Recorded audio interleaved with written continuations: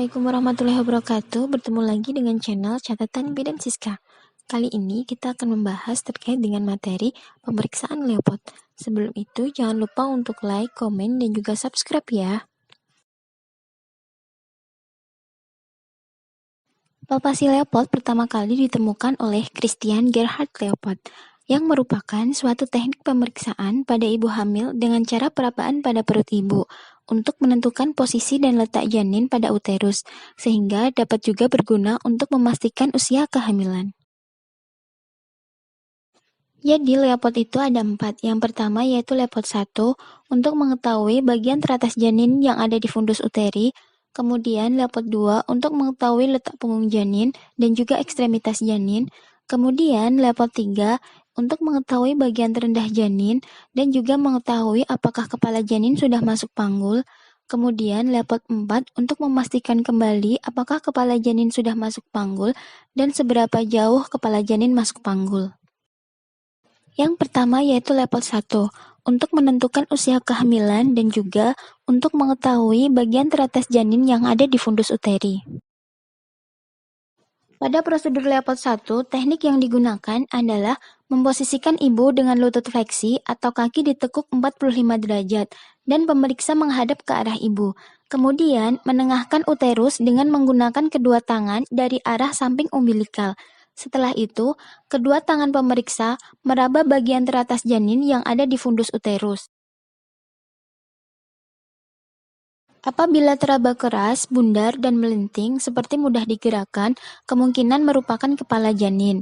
Apabila teraba lunak, kurang bundar, dan kurang melenting, kemungkinan adalah bokong janin. Dan apabila posisi janin melintang pada rahim, maka pada fundus teraba kosong. Setelah diketahui bagian teratas janin yang ada di fundus uteri, kemudian melakukan pengukuran tinggi fundus uteri menurut McDonald, yaitu dilakukan dimulai dari tepi simpisis sampai dengan fundus dengan posisi meteran terbalik. Hal-hal yang perlu diperhatikan dalam pengukuran TFU adalah gunakan alat ukur Medline atau meteran yang tidak elastis. Kemudian kosongkan kandung kemih, karena kandung kemih yang penuh dapat memperbesar hasil pengukuran tinggi fundus uteri. Kemudian, posisi kaki ibu ditekuk karena agar menghindari dari gangguan peredaran darah balik yang dapat berpengaruh pada ibu maupun janin.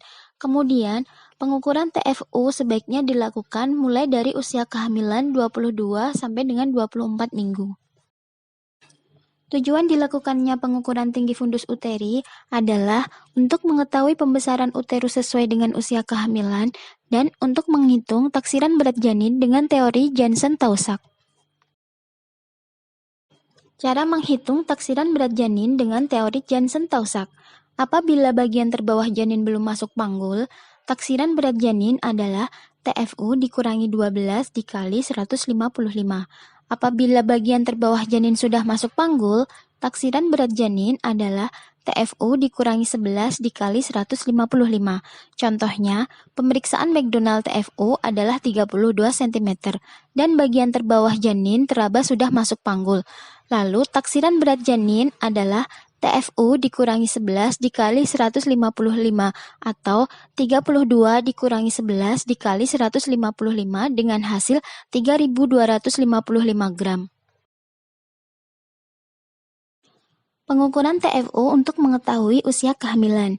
Yang pertama, UK 12 minggu yaitu 1-2 jari di atas simpisis, UK 16 minggu antara simpisis dan pusat, UK 20 minggu 3 jari di bawah pusat, UK 24 minggu tepat di pusat, UK 28 minggu 3 jari di atas pusat, UK 32 minggu pertengahan antara PX dan pusat. Kemudian UK 36 minggu 3 jari di bawah PX, UK 40 minggu pertengahan antara PX dan pusat. Prosedur pemeriksaan Leopard 2 dengan teknik posisikan ibu masih dengan lutut fleksi atau kaki ditekuk dan pemeriksa menghadap ibu. Kemudian, meletakkan telapak tangan kiri pada dinding perut lateral kanan dan telapak tangan kanan pada dinding perut lateral kiri ibu secara sejajar dan pada ketinggian yang sama. Setelah itu, mulai dari bagian atas tekan secara bergantian atau bersamaan atau simultan untuk mengetahui bagian-bagian yang teraba di kanan dan juga di kiri perut ibu. Apabila teraba jelas, rata, cembung, kaku, dan tidak dapat digerakkan, kemungkinan adalah punggung janin. Apabila teraba kecil, bentuk atau posisi tidak jelas, dan menonjol, kemungkinan adalah bagian-bagian kecil atau tangan dan kaki janin. Prosedur pemeriksaan lepot 3, yaitu dengan teknik posisikan ibu masih dengan lutut fleksi atau kaki ditekuk, dan pemeriksa menghadap ibu. Kemudian, meletakkan ujung telapak tangan kiri pada dinding lateral kiri bawah dan telapak tangan kanan pada bawah perut ibu. Kemudian, menekan secara lembut dan bersamaan atau bergantian untuk menentukan bagian terbawah janin. Kemudian, gunakan tangan kanan dengan ibu jari dan keempat jari lainnya, kemudian goyang bagian terbawah janin.